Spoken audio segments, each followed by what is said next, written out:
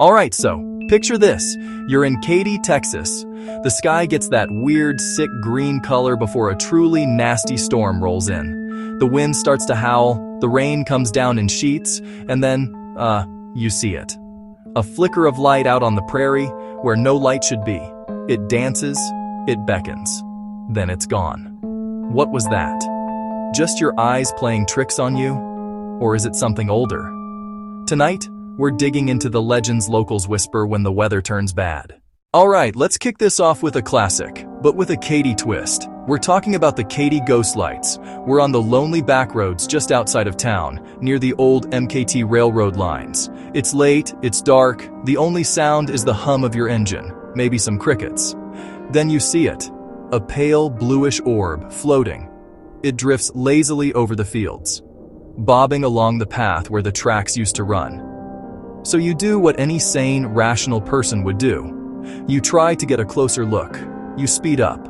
Poof, it's gone. Vanished into thin air. The old-timers will tell you the story.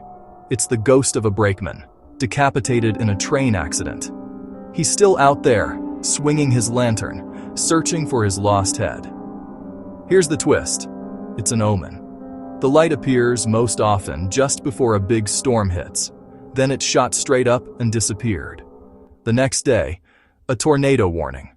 Next up, we're heading to one of Katy's most iconic and frankly creepiest landmarks, the old rice dryers.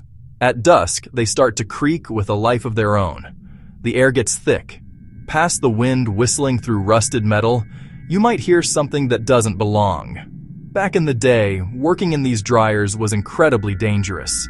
The legend tells of a man who fell from one of the high ladders late one night. Now, they say he never left. It's always the same. A rhythmic clang, clang, clang of boots on metal rungs from within the empty silos. It goes up and up and up, and then it just stops. Some claim to see a silhouette against the twilight sky, looking down before vanishing.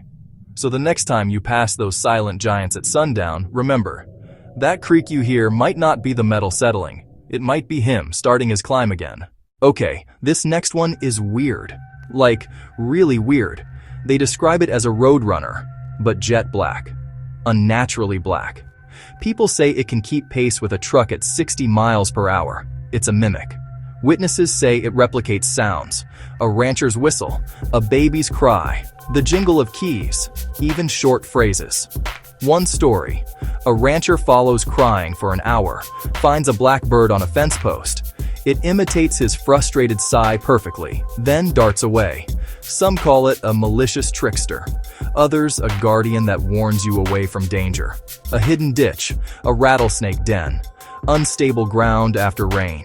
An old rancher would say, "You don't chase that black bird. You listen to it." From the open prairie, we're going inside, to a place that should be full of life and laughter. But at night, holds a quiet sadness.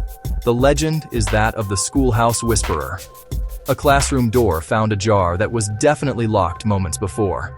A gentle female voice, whispering just at the edge of hearing. Custodians clean the board, lock up, and return to find a single elegant cursive letter, or a simple math problem. 2 + 2 = 4. Tied to a beloved teacher who never really clocked out. Not a ghost to be feared, a gentle guardian still preparing for a class that will never arrive.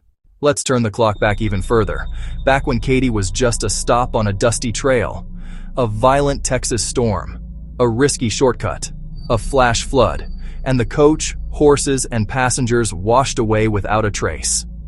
Now, on damp, foggy nights after heavy rain, people hear it. Thunder of hooves, creak of wood, but see only fog. Like the ghost lights, it's a precursor to flooding, a memory, echoing as a warning. This story is a fascinating look at how fear and misunderstanding can create a legend. She was an herbalist, a woman who understood the land and its secrets. Hard years brought suspicion. Crops fail? A cow gets sick. A fever she can't cure? Blame the outsider. Her wisdom became witchcraft in the telling. Control of wind, calling snakes, withering crops, almost certainly exaggerations.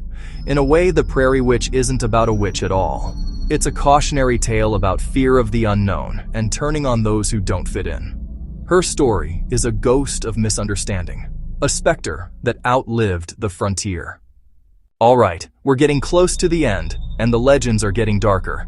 It's the legend of the black dog of Buffalo Bayou. It makes no sound, a silent sentinel with glowing eyes, red or a sickly yellow-green. To see the black dog is to receive a warning. Water is coming. And here we are. Number 8.